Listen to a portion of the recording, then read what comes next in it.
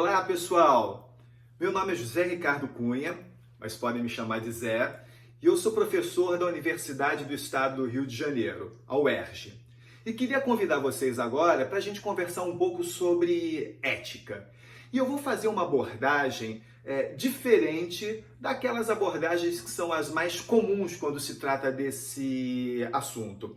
Porque ética, se vocês derem uma olhada na maior parte dos manuais, vocês vão perceber que esse conceito, em geral, costuma ser definido da seguinte maneira: ética é a área do conhecimento, ou alguns vão dizer que é a área da filosofia, tá? A área do conhecimento que estuda os comportamentos morais.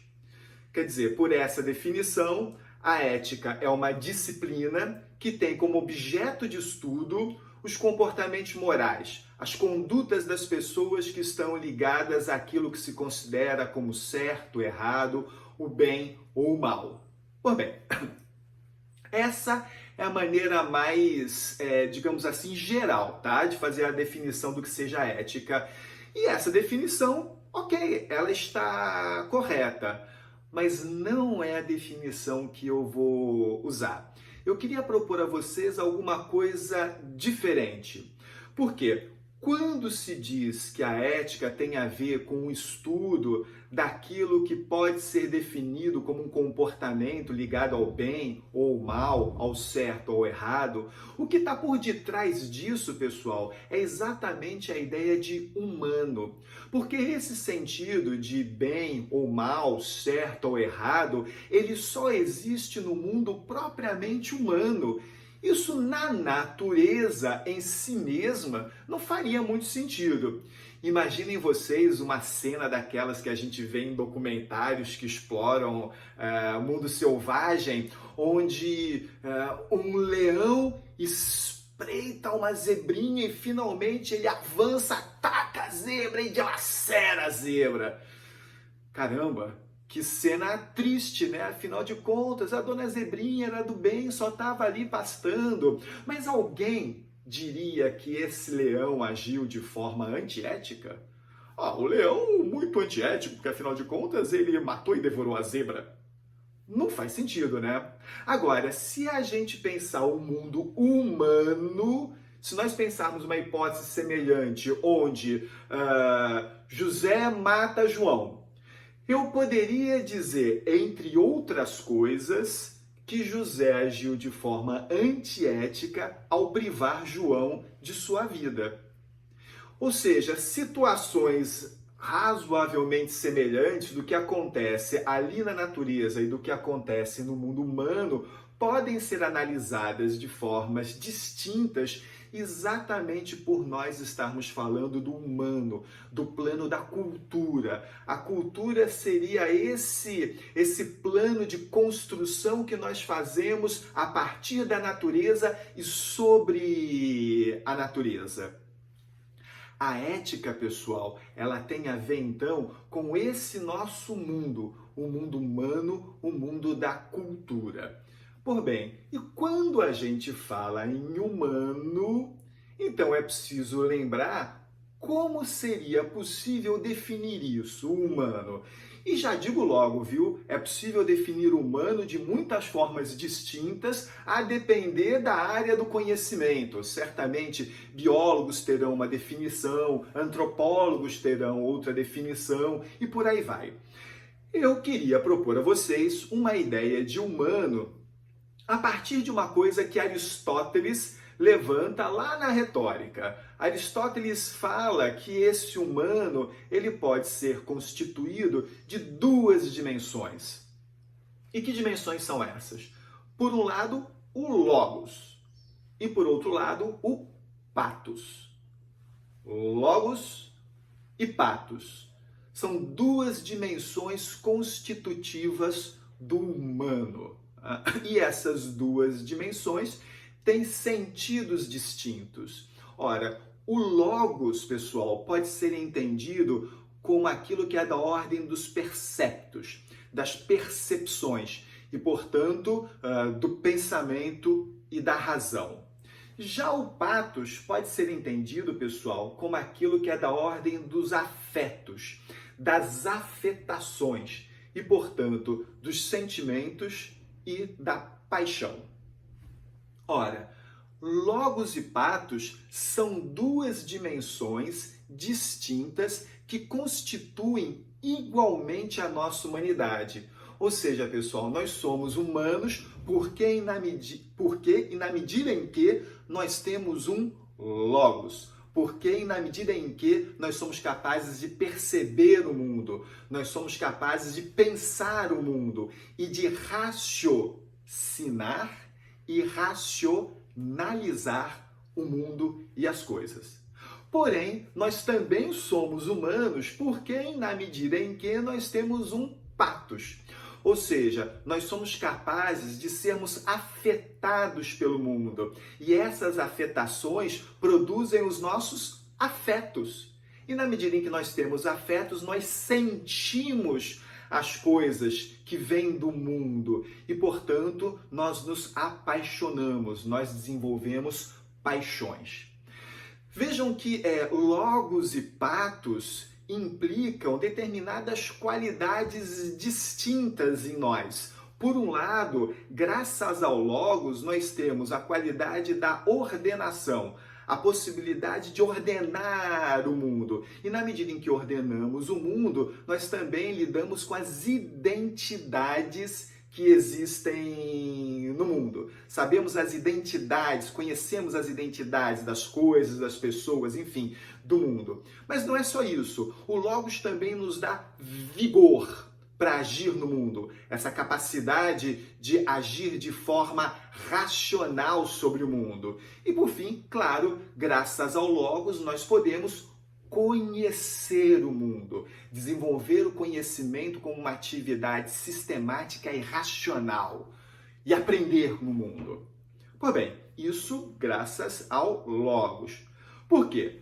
Pelo outro lado, na dimensão do patos, nós podemos então nós podemos lidar com as desordenações que existem no mundo. Notem bem, se graças ao Logos nós ordenamos e lidamos com as ordenações, graças ao patos é que nós podemos lidar com as desordenações, as descontinuidades, as rupturas e fragmentações que existem no mundo. Além disso, no patos, pessoal, é que a gente então conhece e lida com as diferenças. Se o Logos é o terreno das igualdades, das identidades, no patos nós temos o terreno das diferenças. Nós somos capazes de lidar exatamente com essas desigualdades, com essas diferenças, com as diversidades, os distintos planos que existem no mundo. E ainda, se no Logos a gente consegue agir com vigor, é graças ao patos que a gente pode agir com ternura. No patos a gente tem a dimensão mais terna do humano que se apresenta. E por fim, pessoal, se lá no Logos a gente tem a ideia do conhecimento, aqui no patos a gente tem a ideia do amor. Nós podemos amar, agir com o amor, com a ternura que o amor invoca. Muito bem, essas são duas dimensões constitutivas do humano. Ambas as dimensões são importantes. Ambas as dimensões nos fazem humanos. Só que, pessoal, ao longo da história, nós assistimos um certo desequilíbrio nessas duas dimensões. Especialmente na vida moderna, como se uma dessas dimensões ganhasse mais importância do que a outra e ocupasse a vida social, e essa dimensão tornada menos importante, ela ficasse relegada ao espaço que resta. Bom, vocês arriscariam qual dessas duas dimensões parece ter crescido mais em importância do que a outra, sobretudo no mundo moderno? Bom, se arriscaram, acho que é muito provável que tenham dito Logos. Por que o logos, pessoal? Porque desde sempre, seria difícil até dizer desde quando, desde sempre nós aprendemos que a ordenação é mais importante que a desordenação, que as identidades são mais importantes que as diferenças, que o vigor é mais importante que a ternura e que o conhecimento é mais importante que o amor. É isso? É isso mesmo, pessoal. Olha, pelo menos, se vocês tiverem alguma resistência em relação a isso que eu estou falando, pelo menos saibam que, desde sempre, nós nos acostumamos a confiar nessa dimensão do logos, em tudo aquilo que lhe é corolário, e nós aprendemos a desconfiar dessa dimensão do patos e de tudo aquilo que lhe é corolário. Por exemplo, nós aprendemos a confiar mais na ordenação do que na desordenação, na identidade do que na diferença, no vigor do que na ternura e confiar mais no conhecimento do que no amor. Puxa, Zé, será isso mesmo? É. E dou um exemplo para vocês. Será que em algum momento da vida vocês já ouviram falar em grupo de ajuda para pessoas que conhecem demais?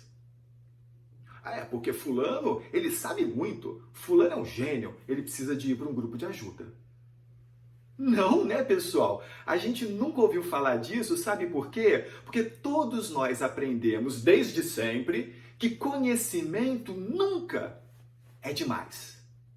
Agora, por outro lado, se a gente pensar alguma coisa que é própria do patos, vamos ali para o amor, como nós tínhamos falado. Vocês já ouviram falar em grupo de ajuda para pessoas que amam demais? Pois é, caso não tenha ouvido falar, saiba, acredita que isso existe. Grupo de ajuda para pessoas que amam demais, porque nós sempre ouvimos falar coisas do tipo, o amor é cego, ou seja, ele tira a sua capacidade de análise racional, o amor, ele acaba impedindo você de fazer uma análise mais isenta. Ou algumas pessoas, então, querem salvar o amor e sabe o que elas fazem? Jogam toda a culpa na paixão. Do tipo, não, o amor é bom, a paixão é que é arrebatadora, a paixão é que nos tira do sério. Não é isso, pessoal. Tanto amor quanto paixão são da mesma dimensão, que é o patos. E sim, nós aprendemos a desconfiar de alguma forma, inclusive desta afetação, que é o amor. Até mesmo a palavra romântico, que tem no seu coração exatamente o sentido de amor, ela é vista de forma bem ambígua. O romântico pode ser, por um lado, uma coisa boa, ou o romântico pode ser, por outro lado, uma coisa ruim, uma coisa desligada da realidade, uma coisa por demais idealista. Agora, se esse meu exemplo ainda não foi capaz de convencer vocês, ok, um auditório mais resistente, deixa eu dar então um outro exemplo. A palavra grega logos dá origem, pessoal, a que palavra em língua portuguesa? Vem alguma palavra à cabeça de vocês? Eu vou dizer uma palavra muito importante. Logos dá origem à palavra lógica. E o que é lógica ou o que é lógico? A lógica, ou lógico, é uma forma de raciocínio que conduz a uma conclusão irrefutável. Se você está raciocinando e argumentando logicamente, o que se espera é que as suas conclusões sejam irrefutáveis. Por isso, pessoal, que ninguém é acusado de ser lógico. Tipo, isso que você está falando não tem nada a ver, porque é muito lógico. Não faz sentido, né? Agora, as pessoas podem ser acusadas da falta da lógica. Isso que você está falando aí não tem lógica nenhuma. Aí sim, você tem uma verdadeira crítica. Portanto, o logos dá origem à palavra lógica, que é vista como uma coisa boa. Já a palavra grega patos sugere a vocês o que, pessoal? E antes que alguém diga que sugere o pato nadando na lagoa, então deixa eu dizer. Patos dá origem à palavra patologia. ou patológico. E o que é a patologia, então, pessoal? Patologia é exatamente a doença, o estudo da doença. Como se as nossas afetações se tornassem afecções e as nossas afecções infecções. Infecções da alma, infecções do corpo. E aí, então, a gente passa a vida buscando um remédio para curar essas nossas afecções. O que, diga-se de passagem, é uma coisa no mínimo estranha, né, gente? Porque, afinal de contas, se remédio curasse, se chamaria curédio e não remédio. A gente sabe que remédio remedia, mas a gente está sempre em busca de remediar, de resolver, de curar essas afecções que viriam exatamente pelo patos. Por isso, pessoal, o Logos cresceu muito mais e o patos ficou nessa dimensão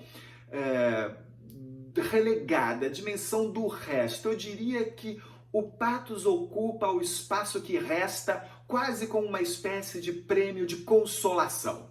É isso. Alguma coisa no máximo assim.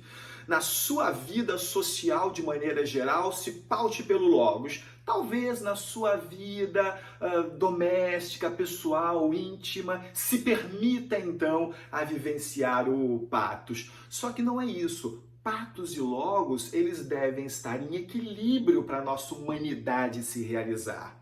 Agora vejam que não é um equilíbrio estático, ok? Eu não estou falando disso aqui. É um equilíbrio dinâmico. Porque, evidentemente, pessoal, que tem coisas que funcionam melhor no Logos. Por exemplo, você está estudando para alguma coisa que você precisa na sua escola, na sua universidade ou no seu trabalho. Isso funciona melhor, a concentração lá no Logos. E tem coisas que funcionam melhor no patos. Querem ver? Um exemplo trivial, pessoal. Beijo na boca, né?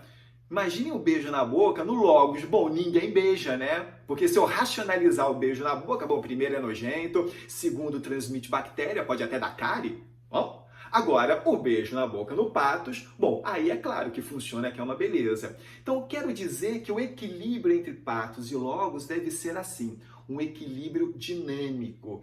E é isso, pessoal, que constitui a nossa humanidade. Só que, com esse desequilíbrio, um desequilíbrio também dinâmico, onde o Logos cresce muito mais que o patos, isso produz algumas consequências no sentido de ser da nossa humanidade e, não esqueçam que nós estamos falando de ética, produz consequências também no sentido da ética. Vocês se recordam, alguns minutos atrás, eu disse a vocês qual era a definição mais usual que se dá para ética. Lembram disso? Vamos lá, vamos recordar. Eu falei que ética era a área do conhecimento que estuda os comportamentos morais. Pois bem, esta definição de ética, pessoal, já foi capturada pelo Logos, porque define ética como área do conhecimento. Eu não estou querendo dizer que isso é errado, só estou querendo dizer que isso não é totalmente certo. E vou propor a vocês, então, uma outra abordagem da ética que eu suponho que seja mais equilibrada nessas dimensões. Esse desequilíbrio acabou produzindo, pessoal, aquilo que eu vou chamar de uma perda de sentido do humano. A captura do humano pelo Logos e esse certo lugar de desimportância do patos foi fundamental para essa perda de sentido do humano que nós fomos assistindo ao longo do tempo, e a gente vê isso no nosso mundo contemporâneo, sobretudo em duas dimensões. Uma dimensão, pessoal, é a dimensão do desumano. A perda de sentido do humano nos faz acostumarmos com a desumanidade. É isso. A desumanidade é a degradação do humano, pessoal. É o humano submetido a toda forma de privação, a toda forma de dor e de sofrimento. E isso acontecendo não só nas esferas privadas, isso acontecendo também na esfera pública, a tal ponto que todas as pessoas sabem que isso acontece, mas saber, ter conhecimento dessa desumanidade, da degradação do humano, não é suficiente para que a maior parte das pessoas se mobilize contra isso. A maior parte das pessoas conhece, a maior parte das pessoas sabe das estatísticas. O sofrimento é convertido em números, os números são publicados e isso não afeta a maior parte das pessoas, porque a afetação, afetos, está lá no campo do patos e não do logos. A outra forma de perda do sentido do humano, pessoal, tem a ver com o inumano. O inumano. Por um lado era o desumano, por outro lado o inumano. O que é isso, inumano? É uma forma de ser como se fosse humana, parecida com a humana, que quer imitar o humano, mas que não tem todas as características do humano. Esse inumano hoje pode ser muito ligado a todo o campo científico ou, sobretudo, tecnológico que busca replicar determinadas atividades, determinados sentidos de ser do ser humano, de homens e de mulheres. Isso está muito ligado, talvez a expressão mais visível disso seja o mundo da robótica. Esse esforço todo da inteligência artificial, de máquinas que aprendem com máquinas, máquinas que fazem máquinas. E que nós vamos gradativamente nos acostumando a isso tudo, não tanto pela ficção, porque a ficção costuma inclusive lançar olhares mais pessimistas, como daqueles cenários distópicos onde os humanos vivem em guerra com as máquinas ou coisa que o valha. Mas nós nos acostumamos na vida real mesmo, pela utilização dos computadores, dos programas, dos softwares, ou pela utilização dos smartphones, de todos os aplicativos, onde tudo isso se insere mais na nossa vida. E sem dúvida, o próximo passo será dessa biotecnologia, quando esses recursos tecnológicos não estarão em equipamentos diferentes, mas eles estarão dentro do nosso próprio corpo. A gente já tem hoje implantação de chips de localização, por exemplo. Então, creia-me, não é nenhuma loucura falar que em algum tempo a gente vai poder substituir o nosso olho normal por um olho biônico, maquínico, que vai ter outras funcionalidades para além do nosso olho normal. E não vai ser só substituir o olho porque aconteceu algum problema que nós perdemos a visão. Pode ser uma substituição voluntária. Meu olho funciona muito bem, mas eu quero, entre aspas, aprimorar o humano com o inumano. Mas sabe o que é curioso em torno do inumano, pessoal? É porque quando nós falamos assim, esse inumano que não é humano, porque não tem todas as qualidades, as características do humano, sabe essas características que o inumano não tem? É exatamente as características que decorrem do patos e não do logos. Muito provavelmente o inumano no logos pode ser até melhor do que nós, mas o inumano no patos não consegue desenvolver todas essas afetações. O desumano, o inumano são exemplos de perda do sentido do humano, mas tem também um outro exemplo de perda do sentido do humano que eu queria compartilhar com vocês para focar mais aqui ainda no problema da ética, pessoal. É a ideia de instrumentalização do humano. Então, o que nós temos quando eu falo em perda de sentido do humano? Por um lado, o desumano, por outro lado, o inumano e, em terceiro lugar, aqui, a instrumentalização instrumentalização do humano. Isso porque o nosso mundo contemporâneo foi também ele capturado pelo sentido da técnica.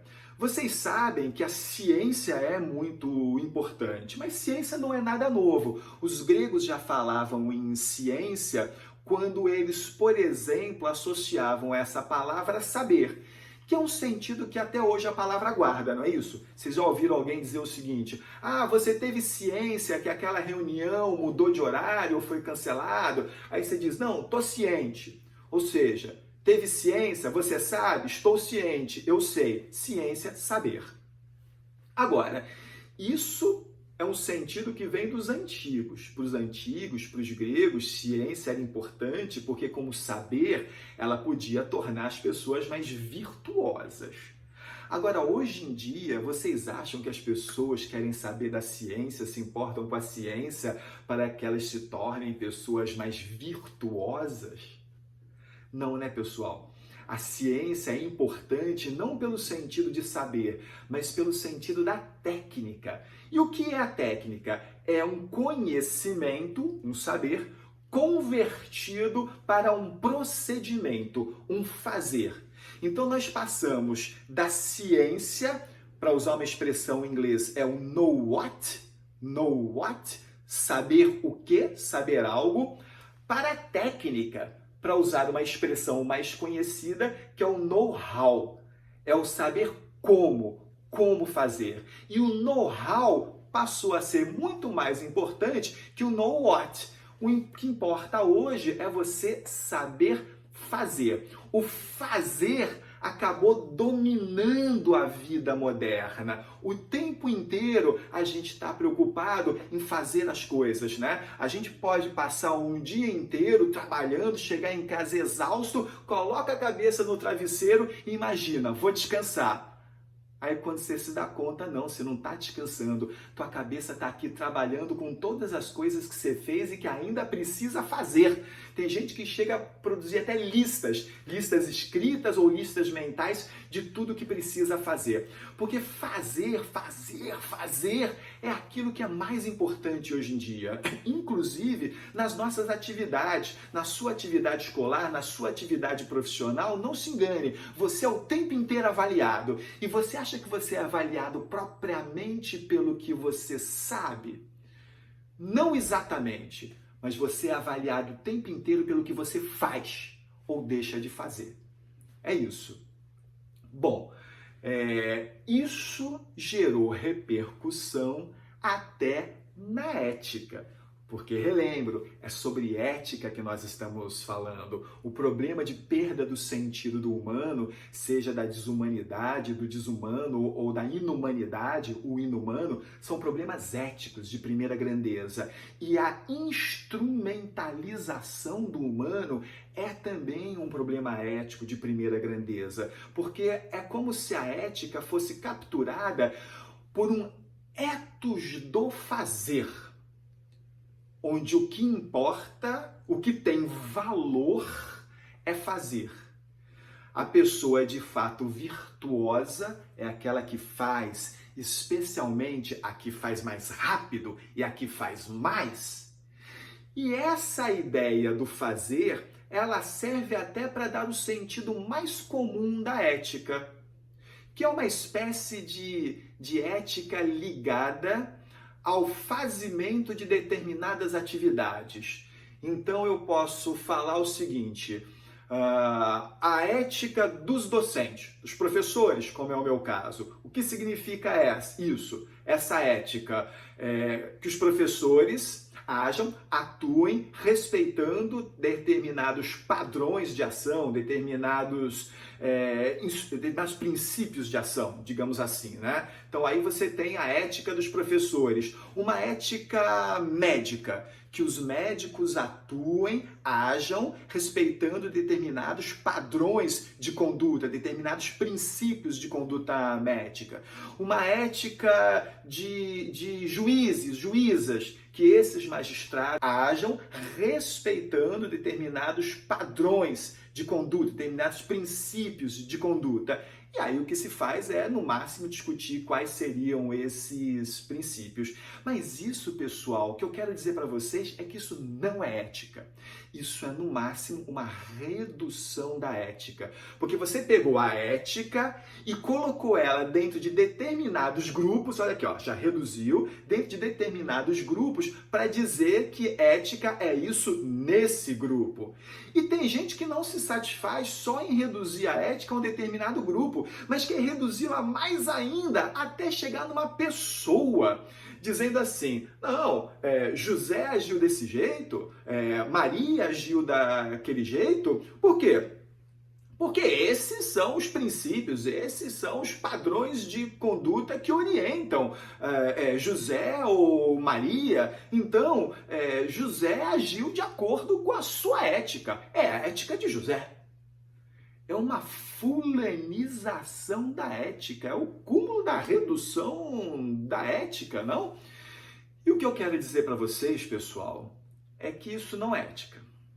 Ok, eu faço uma concessão, vamos lá. Você reduz a ética até ela caber num grupo ou no espaço individual, o que você tem aí pode ser, no máximo, uma pequena ética. Essa ética é reduzida para caber nesse grupo. É uma pequena ética. E vocês sabem qual é o nome que a gente dá a uma pequena ética?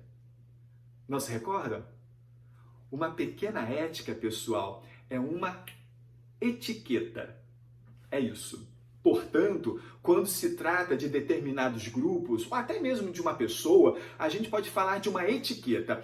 Todos os grupos têm uma etiqueta que lhe é própria. Hein? Mas notem bem, a etiqueta, ela cumpre um papel, em geral, é um papel de diferenciação funcional. Um grupo pretende se distinguir do outro porque tem uma certa etiqueta, mas a etiqueta é limitada àquele grupo. E a ética, pessoal, não reconhece esse tipo de limite. Nesse sentido, eu posso dizer que a ética é sim um princípio bem maior. O que eu quero dizer, pessoal, é o seguinte: esse ethos do fazer, essa forma reduzida de se entender a ética, associando apenas a ética a alguns princípios de ação, em geral princípios morais de ação, isso, como eu disse no início, isso não está errado. Mas não está totalmente certo. Por quê? Porque isso limita, reduz o que seja a ética e mais, esse ethos do fazer fracassou na tarefa de regular a nossa convivência. O ethos do fazer fracassou. Por quê? Porque essa instrumentalização do humano implica também um descarte do humano. Imaginem vocês uma chave de fenda, ok? Chave de fenda é um instrumento, é uma ferramenta. E para que serve a chave de fenda? Para apertar um parafuso ou para soltar um parafuso. Agora imaginem vocês aquela chave de fenda que por qualquer razão não funcione, não aperte nem afrouxe um parafuso. Ora, o que a gente faz com essa chave de fenda? Joga fora, não é isso? Ela não serve, é uma ferramenta que perdeu a utilidade. Pois é, isso acaba acontecendo também com a instrumentalização do humano com as pessoas, pessoal. As próprias pessoas convertidas em instrumentos ou ferramentas, elas mesmas são tornadas descartáveis. As pessoas descartáveis são aquelas que não fazem, ou que não fazem o suficiente, ou que não fazem de acordo com os padrões pretendidos, de acordo com os padrões de eficiência e de eficácia pretendidos. Bom, pessoal, isso revela o fracasso desse ethos do fazer em regular a nossa convivência. E o que eu queria propor a vocês então, pessoal? Queria propor a vocês um novo ethos. Às vezes as pessoas dizem para mim, Zé, de fato, a gente vive um problema porque falta ética. E eu digo o seguinte, mais ou menos, depende do que você entende como ética. Porque se você entender como ética códigos de ética, bom, isso não falta, né? Sobra. Para tudo quanto é canto, tem sempre um código de ética. O que a gente precisa é ressignificar, é reinventar a ética. E é isso que eu vou propor a vocês então, pessoal. Um novo ethos ou um novo sentido pro ethos. Muito bem, pessoal. Eu não sei se vocês repararam, mas até então eu não fiz nenhuma distinção entre ética e moral. Mas para buscar isso que eu estou chamando de um novo ethos, eu vou propor a vocês uma distinção. Eu acho que esse campo etimológico pode nos ajudar a compreender melhor o sentido de ética que eu quero propor a vocês. Vejam lá, a palavra moral vem do latim morus. O que significa morus? Costume. Portanto, agir moralmente é agir dentro daquilo que se considera aceitável de acordo com um costume, de acordo com uma cultura. Agir moralmente é agir conforme um costume, conforme uma cultura. Muito bem, nesse sentido, é possível inclusive dizer que a moralidade pode variar de acordo com a cultura. Já a palavra ética não vem do latim, vem do grego. Mas essa palavra pode ser escrita em grego de duas formas diferentes. Ela pode ser escrita como ethos, e vocês estão vendo aí que em grego, a palavra no alfabeto grego começa com o epsilon, e essa letra grega epsilon vai produzir esse som de ethos, né? Que é um som aberto e curto, ethos.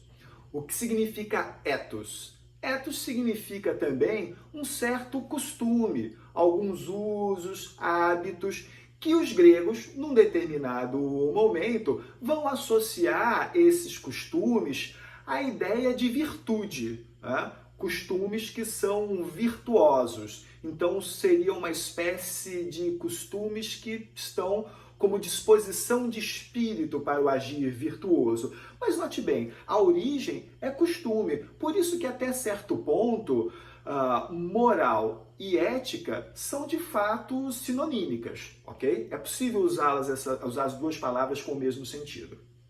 Agora, vocês estão vendo que eu posso também escrever essa palavra ética como ethos, ethos, e que em grego, no alfabeto grego, se inicia com esse eta ou itá.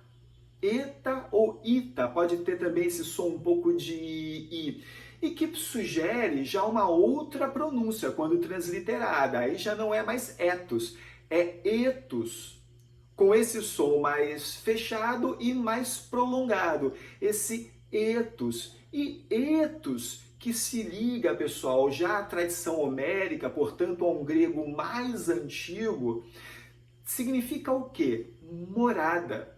Como se o ethos fosse essa morada do homem, o homem que mora, que habita em si mesmo.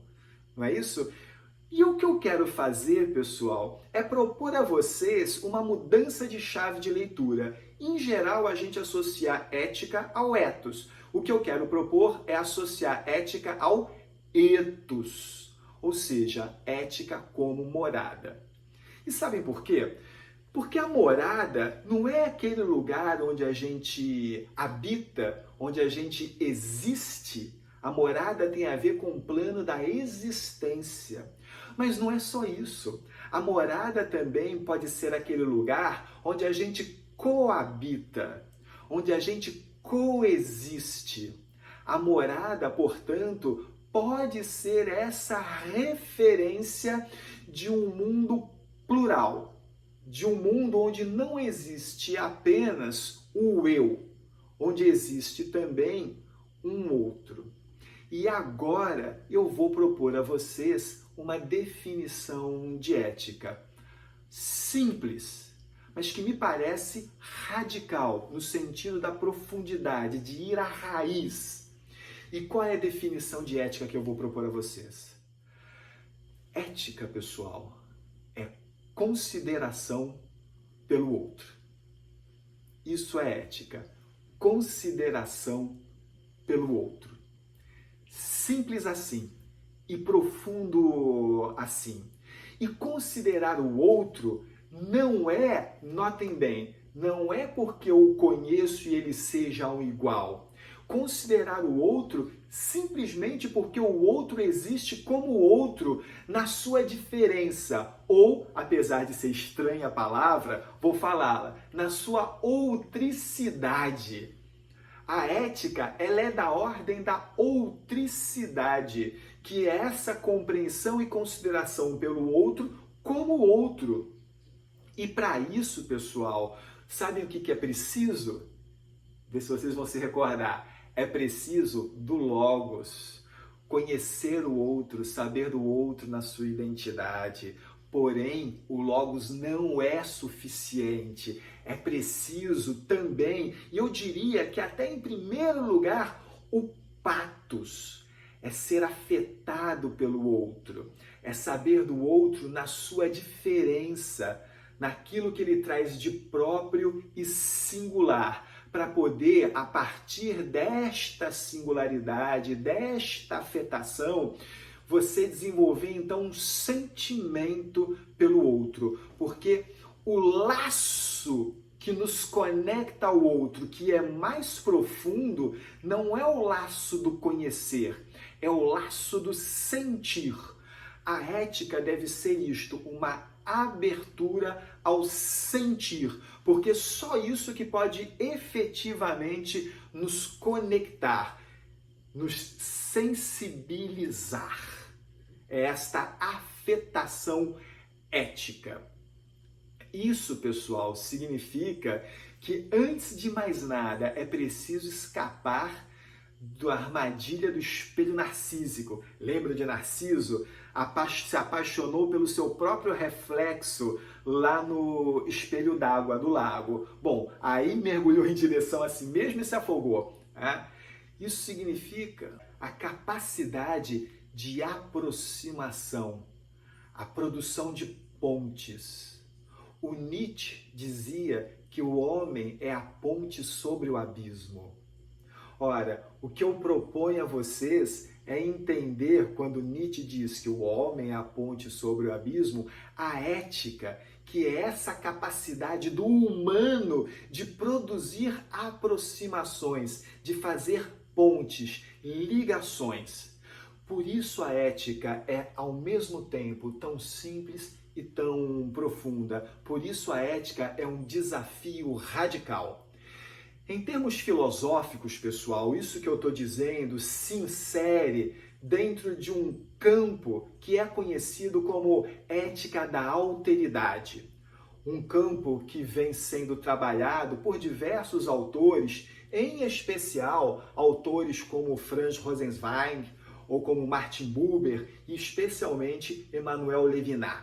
Então, Rosenzweig, Buber e Levinas são as referências principais que eu ofereço a vocês se quiserem continuar aprofundando esta percepção, este entendimento de ética que eu estou compartilhando com vocês.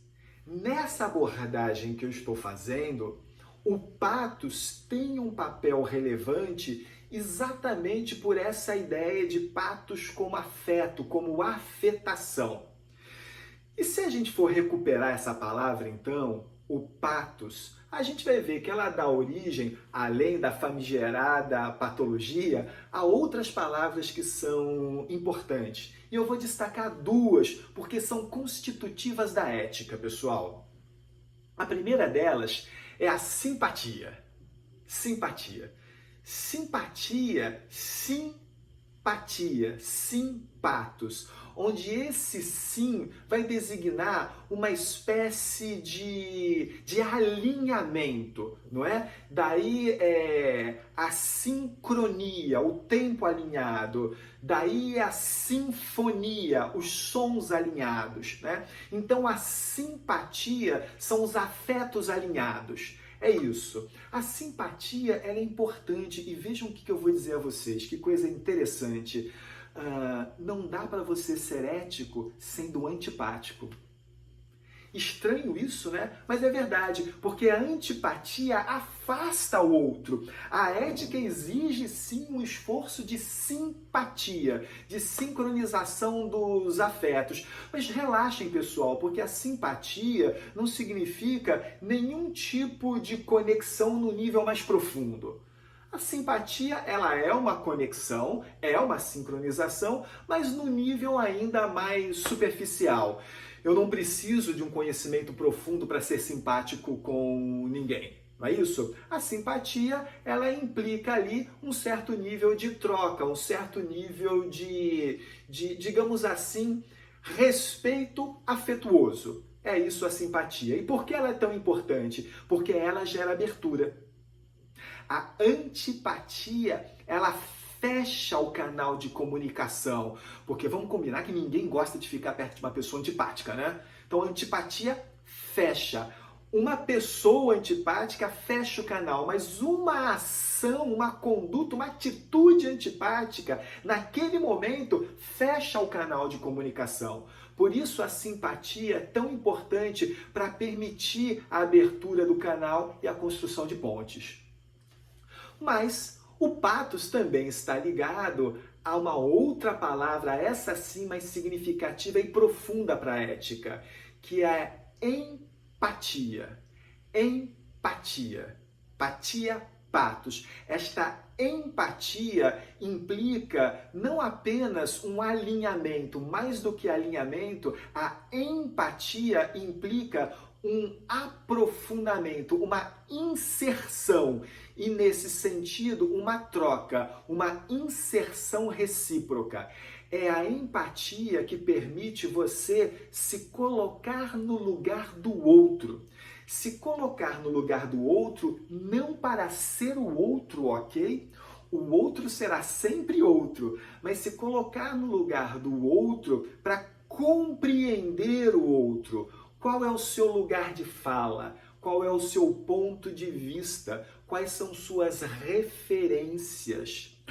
Essa troca é fundamental para que possa haver isso que eu chamei de construção de pontes. A construção de pontes, essa aproximação que a ética exige por ser consideração pelo outro. E quando eu falo que a empatia é essa capacidade de se colocar no lugar do outro, notem bem, não é se colocar no lugar do outro para sentir como o outro sente. Porque como o outro sente, pessoal, só o outro. Simples assim. Eu, por conta das minhas atividades acadêmicas e da minha agenda de pesquisa, estudo também direitos humanos, e um dos tópicos dos direitos humanos é a questão da proteção dos direitos das mulheres. E aí, por estudar isso, eu poderia falar aqui, por exemplo, sobre machismo, misoginia e essas formas de violência que são destinadas à mulher. Só tem uma questão: eu sou homem, não sou mulher. Portanto, embora eu possa conceitualizar e falar sobre isso, eu nunca vou sentir essas formas de violência como sente uma mulher. Como essas violências são sentidas, só as mulheres que de fato sentiram é que podem dizer. Portanto, ser empático não é sentir como. Porque como sou a própria pessoa. E eu tenho certeza que todos vocês já passaram por uma experiência assim.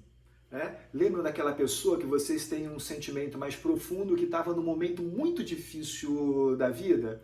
Vocês se aproximam dela para dizer o quê? Para dizer, eu sei o que você está passando ou o que você está sentindo. Não sabe. Quem sabe o que está sentindo é a própria pessoa, ainda que você tenha passado por algo semelhante. Ou vocês vão dizer o seguinte: olha só, vai melhorar. Não sei se vai melhorar, a gente não tem bola de cristal, talvez só piore mesmo. A gente diz o quê, pessoal? Não diz nada. A gente aproxima da pessoa, a gente ombreia a pessoa para que ela possa ter esse sentimento de amparo, de que não está só. Porque este exemplo, que é um exemplo bem definido, né? Um exemplo quase caricatural, mas é um exemplo do sentido real da empatia, que não é sentir como, é sentir com. A troca de lugar que é própria da empatia implica um nível de afetação onde eu sinto com a pessoa. E esse é o sentido de ser quando eu digo que ética é consideração pelo outro, e a consideração pelo outro implica não apenas o logos, mas sobretudo o patos, e o patos implica, por seu turno, a simpatia, mas a empatia, uma troca de lugar para sentir com. E dessa forma, a gente poder lutar contra a perda do sentido do humano, contra a desumanidade, contra a inumanidade e contra a instrumentalização do humano. Isso que eu propus a vocês como um novo ethos, um sentido diferente e menos usual para a palavra ética, pessoal, ética como consideração pelo outro, invoca uma outra palavra fundamental, que é cuidado. Quando eu digo que ética é consideração pelo outro, eu quero dizer que ser ético é também cuidar do outro. E para encerrar, eu queria propor a vocês alguns sentidos para essa palavra cuidado, entre muitos sentidos que ela tem. Primeira coisa, pessoal, é que o cuidado implica prestar atenção. É um sentido de zelo, não é isso? Prestar atenção no outro, retirar o outro da indiferença. Muitas vezes os outros ou algum outro, eles são empurrados ou esse outro é empurrado para o lugar da nossa indiferença, como se houvesse uma espécie de manto da invisibilidade. E nós sequer conseguimos ver o outro. Ou pior, nós sequer conseguimos ver naquele outro uma pessoa, um ser humano como eu.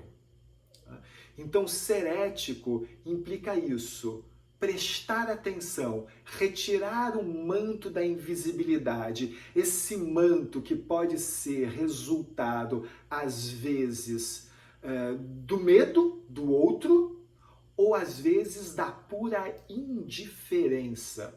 Uma indiferença que decorre muitas vezes de condição social, outras vezes de certas liturgias e procedimentos e algumas outras vezes até mesmo de funções sociais ou uniformes que são vestidos pelo outro. A gente se torna indiferente e, portanto, insensível a todos esses outros.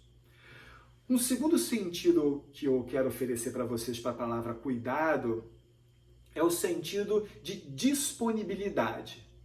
No primeiro, implica prestar atenção, zelo. Nesse segundo, implica fazer-se disponível ao outro. Significa permitir que o outro venha até você. É aquilo que eu falei, dar uma abertura que inicia com a simpatia, mas depois se completa com a empatia.